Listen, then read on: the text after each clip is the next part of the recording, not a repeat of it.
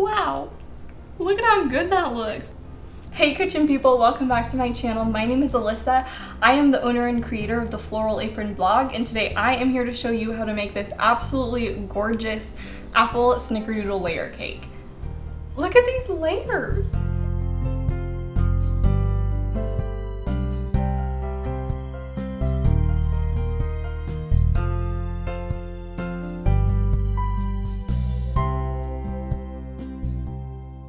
Disclaimer, yes, I did cut myself yesterday. That's why I got this cute little band-aid going on here. It's fine. This is here purely for sanitary reasons, so let's keep going. First, butter and flour our cake tins by using a stick of cold butter. Run it all the way around here. All around the edges. Spread the butter in a little bit more. My USA pans, I really love these. They have these ridges that help the cake not stick to it. Just a little bit of flour. I just tap it. You want to make sure you're getting the edges, so let it go all the way around, and then tap off the excess into this pan. Repeat. The less that I have in here means the less that ends up on my counters. So I have about a tablespoon of butter here that we're gonna melt in the microwave real quick. This is mostly melted, that's good enough. And then we have Snickerdoodle cookie crumbs. Stir those together. Take your cake tin, and this is just going on the bottom cake layer. Spread it out around the bottom until you get an even coating, and then just lightly press in. This just helps give your cake a really nice base, and it's a little surprise for anyone that's eating it. Now we are going to cream together our sugar, our vegetable oil, and our butter. Pour in my vegetable oil without spilling it. And then add in my sugar. We're gonna let this cream for a solid 3 to 4 minutes until it's white and fluffy. I know it doesn't sound like it will turn white, but it will, and it's actually pretty cool to watch it happen.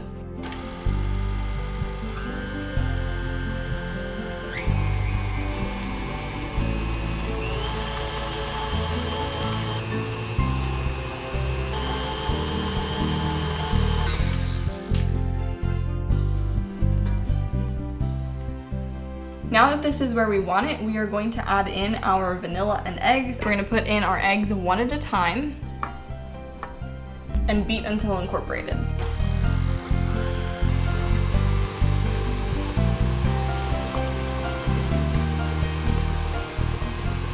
While I beat this together, I am going to mix all of my leavening and spice agents into my flour. I'm gonna throw in about a third of this, half of my milk, another third of this, half of my milk, and then finish with the dry. And that way it all mixes together really evenly. Start slow just to make sure you don't get a poof of flour.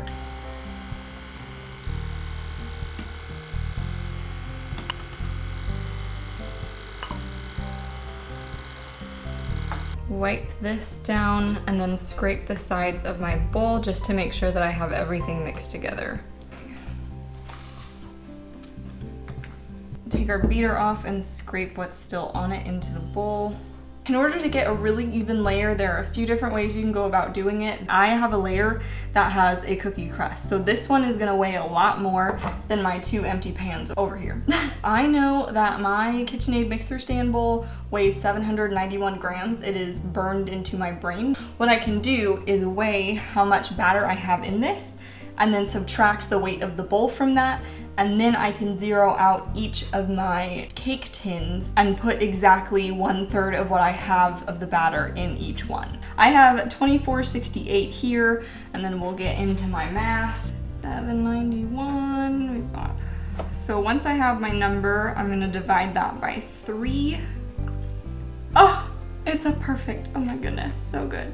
Okay, so I need 559 grams into each of these tins. And put in 559. Perfect.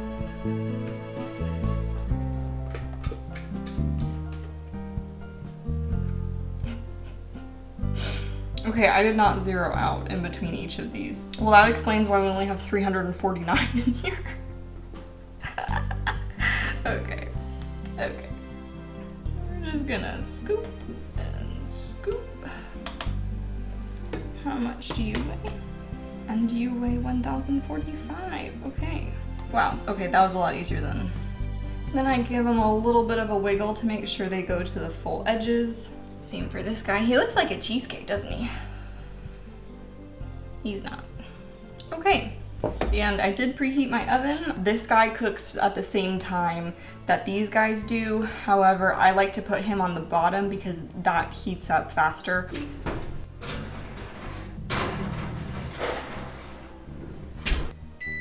So I set that for 25. I'll check on them about the halfway point to rotate. Now we move on to our filling. For this filling, I like to dice up my apples really tiny, and I use a mix of apples. I just think that gives it a rounder flavor. So I have 2 really tart Granny Smith, and then I also just found these Smitten apples. They are really good. I don't know if I would say they're my new favorite because Pink Lady is just so dear to my heart, but these are really good. Is there an apple variety I'm missing out on? Because Pink Lady is my favorite, and if there are other ones that are like that, I want to know about it, so let me know. I'm gonna get to chopping these up, and then we will proceed with the rest of the recipe.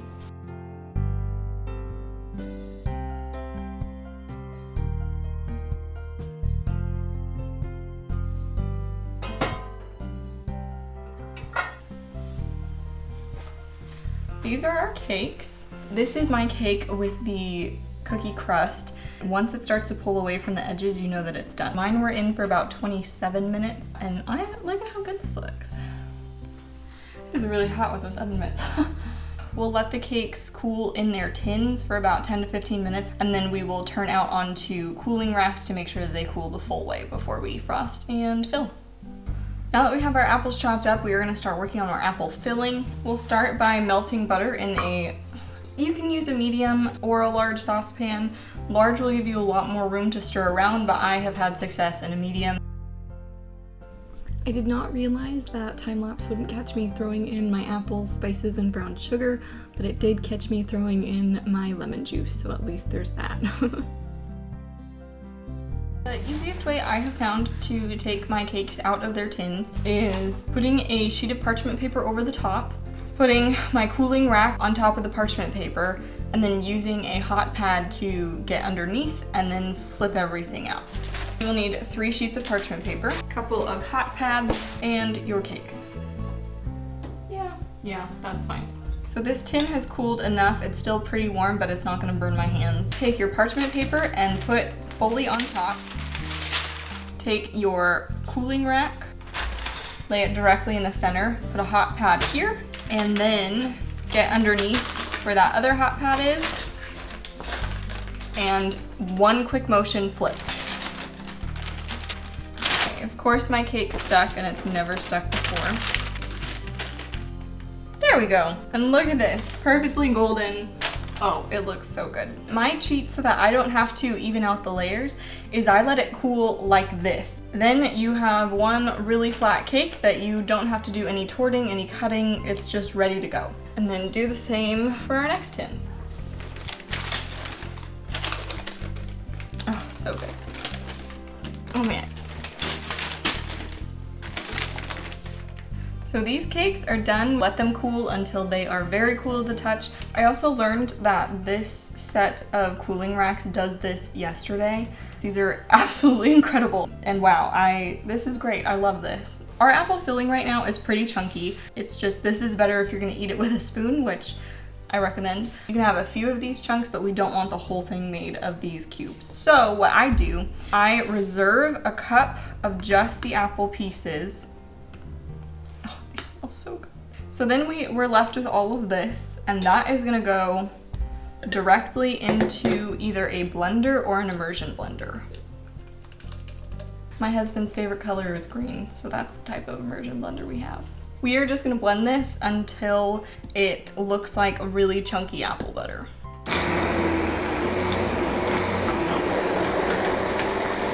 This is our chunky little apple butter mixture. This is still really, really hot. We don't want to fill any cakes with it at this point. While I'm letting all of this cool, I am going to wash up all of the dishes I've used so far.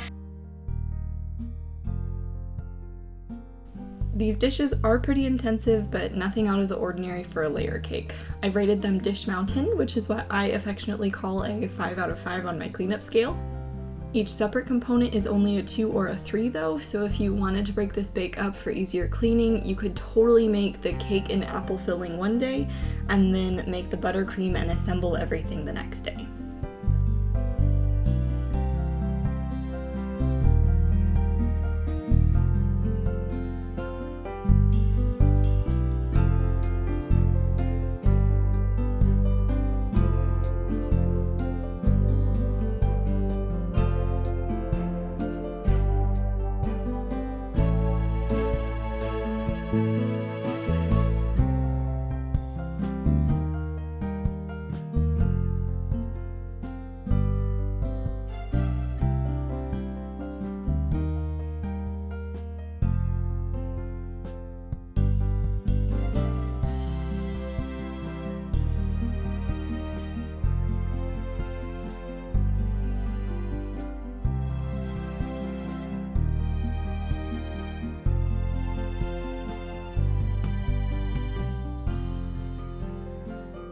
I know I say this in every video, but I cannot emphasize enough how much I love this piping tip cleaner. It makes cleaning my piping tips so easy. I've linked it and a few of my other favorite kitchen items from this recipe, like my really cool cooling racks, in the description for you if you'd like to take a look. Now we are going to start making our buttercream. Now I'm going to add in all of my butter. I use half salted, half unsalted. I think that gives it the perfect saltiness, so it's not too sweet, but that salt still does kind of cut through all of the powdered sugar that we use. So I'll beat this until it's creamy.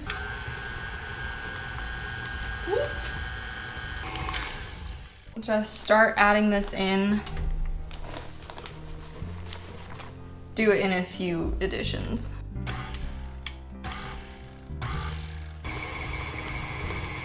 Add in some more. I'm not done adding my powdered sugar yet, but I'm gonna add in my vanilla just to kind of help lighten it up. And then add in the rest of my powdered sugar. Okay, maybe not the rest of it.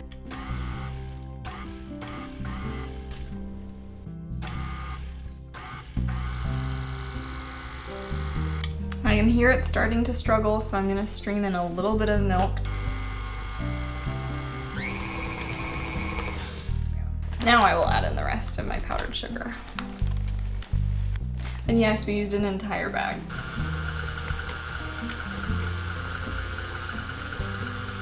Definitely have milk in my eyeball now.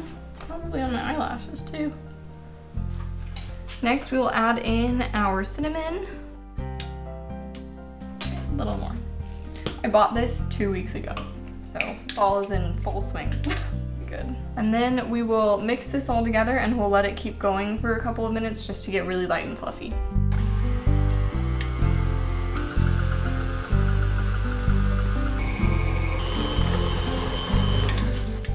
This looks great. I like to use a Snickerdoodle buttercream filling for the inside and then just this cinnamon buttercream on the outside. I take about 1.5 cups of this frosting, and then I mix in Snickerdoodle cookie crumbs to give it that really authentic Snickerdoodle flavor. I'm gonna use the rest of this. We're gonna fold this all in. That looks pretty good. We're gonna transfer it into a piping bag.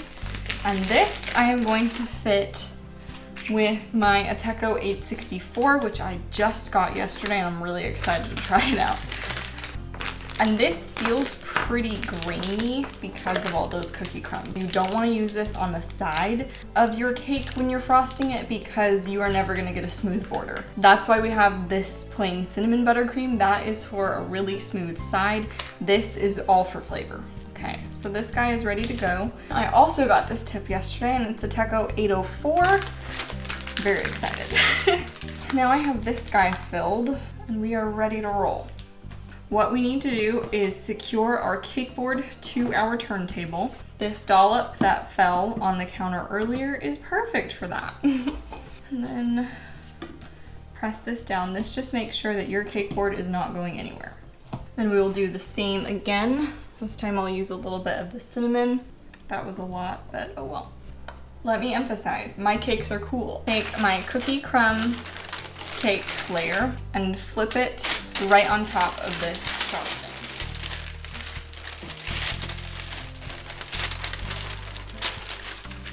This part is very yummy if you can scrape it off and eat it. Highly recommend. This is right in the center of my cake board and my cake turner. We're good to go. Pipe a ring of the Snickerdoodle cookie filling right on the edge here.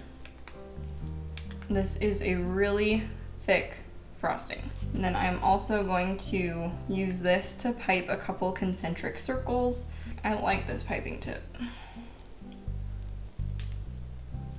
Then I'm gonna use my offset spatula to smooth the center down.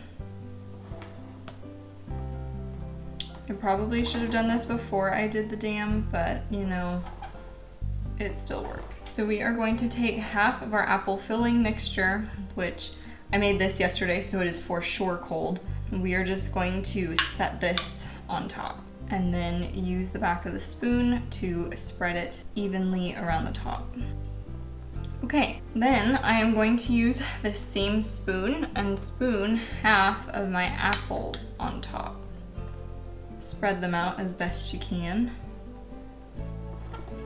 I like just having these on top for a little bit extra texture. Next, we are going to take our second layer and then center this on top.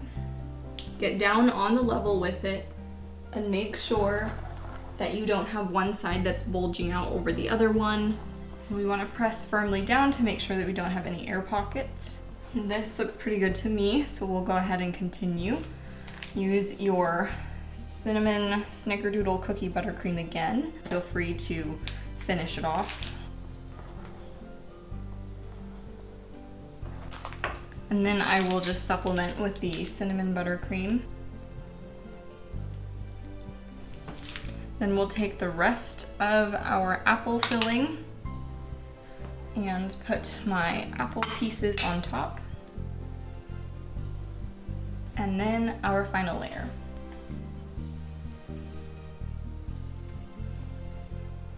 Oh, beautiful, beautiful, beautiful. And then we can actually start frosting. I like to get a lot more frosting on the edges here to make a flat line. Just pipe this inside of my cake layer here.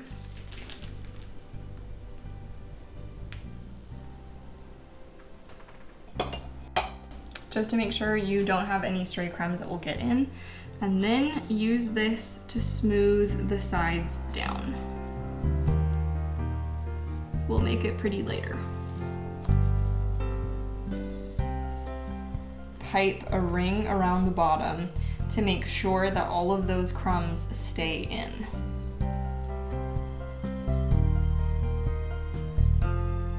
I'm gonna pipe just a little bit of frosting on top. This side looks pretty good.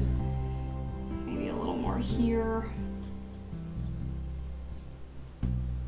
I'm going to put just the tiniest layer on top here. This cake is now ready to go in the fridge where the buttercream will harden, making it a lot easier to do the next step of frosting. This has been chilling in the fridge. It is cool to the touch. There is no residue that's left on my hands when I'm touching it, so I know that I am ready to proceed. This is a heavy cake. This is where your turntable and your bench scraper are going to come in real handy. I have this amount of frosting left over that I didn't use earlier, and I am just gonna pipe this in a concentric circle on the top. I could have made this prettier, I don't know why I didn't.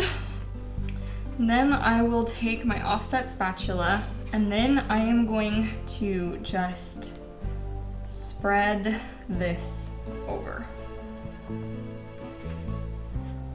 That looks absolutely perfect. Woohoo. Press this frosting down onto the sides. Picking up what I have and just putting it on the sides here. You can pipe it on, it's not really necessary. I think this works just as fine, and then I don't have to refill a piping bag. smooth it out a little bit so I can see where I've been and where I haven't. And there's a big old chunk that doesn't have enough frosting, so I'm gonna take my offset spatula and just slide it on and then smooth it out, and then that spot is covered. Try to look at this from a lot of different angles because it might look okay from up top, but there might be a few air bubbles that are angled away from you that you can only see if you are down further. I'm not seeing anything that's unfixable. I only have a very little bit of buttercream left. I'll use that for maybe decorating. Just very gently start to turn my cake round. And this is getting rid of a lot of frosting at the bottom where it's probably gathered up, but it's leaving a really smooth edge. Next, I'm going to address the top. We are going to take the bench scraper and just pull forward. This brings all the buttercream that was on the edges back into the center until it looks fairly flat. Go around on the edges once more. We've got a couple wrinkles on the edges. Those are fine. They'll come out in the final smoothing. But for now, this looks pretty good. But I am not going to touch it until after it's chilled for a final time, and then I will come back and put final touches on. I took this out of the fridge. It is chilled, and we are just gonna go around the sides one more time with a slightly warmed bench scraper. I'm just gonna move on to the top.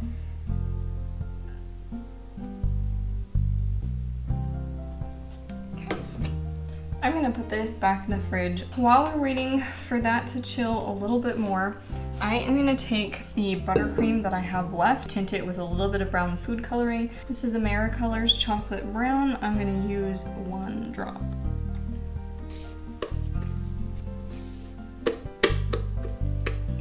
I got this really fun tip earlier this week called the 3-dot tip. It's an Ateco 221, and it has 3 little dots that you can just make 3 little dots out of. I'm gonna test it on this piece of parchment paper just to make sure that I know how it works. Oh, that is so fun.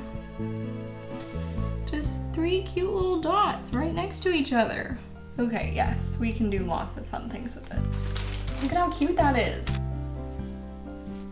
I've let this chill for a little bit longer.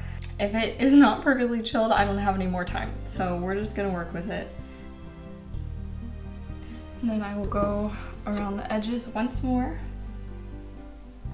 I am running out of light and I want to finish this cake up, so the edges aren't quite as smooth as I like them, but you know, we're just gonna call it good. I have this fun 3-dot tip. I'm gonna go around the edges and just do a few little dots that I think are gonna be really cute. So I'm gonna do a quick little dollop here, and then 1 right at the bottom, bisect and bisect. And then I'm gonna put a couple little Snickerdoodle triangles on the top here.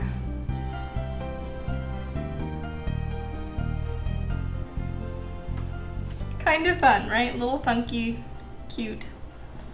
I'm gonna try cutting in. Okay, here we go. Ooh, it cuts in so nicely. Ooh, and I just heard the snap from the cookie crust.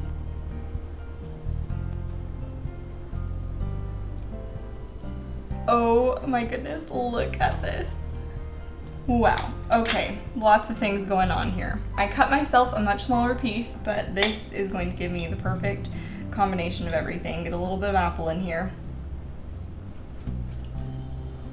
Okay, this is really good. Wow.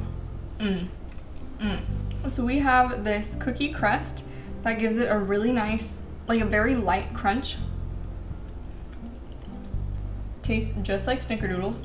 And then we move on to this really yummy Snickerdoodle cake, and it's this apple spiced filling balances out the sweetness. Oh my goodness, I could eat.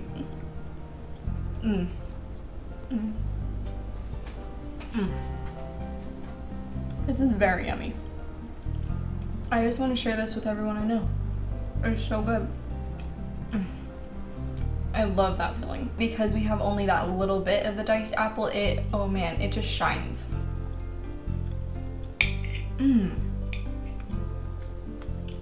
I have every intention of finishing this slice of cake, but I want to make sure you can still see me because it is getting dark out really quick. So thank you so much for watching this video. I hope you enjoyed. Let me know if you try this cake in the comments below and how it turns out for you. The full recipe is available on my blog at floralapron.com. I've linked it in the description.